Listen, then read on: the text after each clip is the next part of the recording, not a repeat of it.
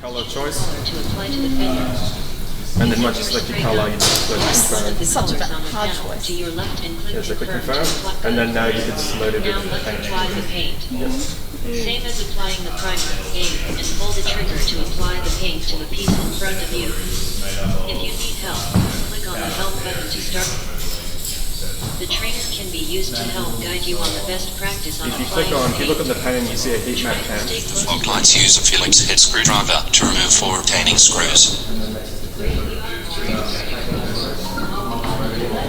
And then that's done, so you can select if you want to repair, keep, or buy a new one.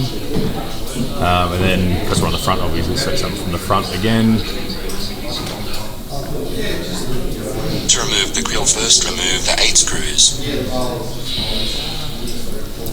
And as I said before, one of the major benefits is that you can move up and have a look at it as long as you can see, a portion of your target object within the actual camera of the augmented reality device.